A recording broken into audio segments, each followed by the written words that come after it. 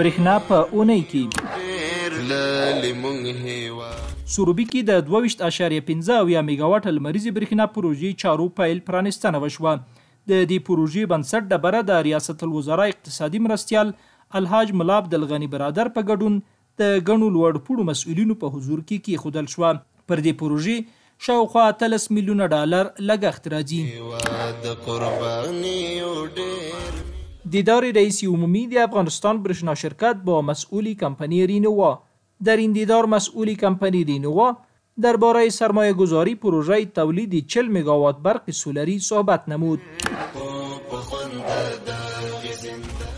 نغلو او ماهیپر برېښنا تولید فابریکو څخه د برېښنا رهبرۍ لیدنه. د افغانستان برېښنا شرکت عمومي اجرایوي رئیس ډاکټر عبدالباري عمر او د اماراتي شرکتونو لوی رئیس مولوي احمد جان بلال د نغلو او ماهیپر برېښنا تولید فابریکو څخه لیدنه وکړه. د لیدنه کې تخنیکی بیارغونې او پر تجهیزاتو د څارنې بهیر وارزول شو.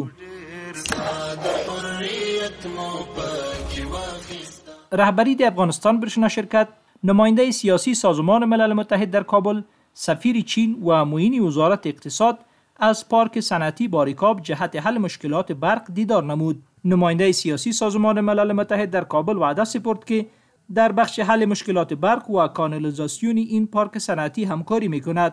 هیئت متذکره از ساحه پارک صنعتی مخصوص زنان هم دیدار نمود.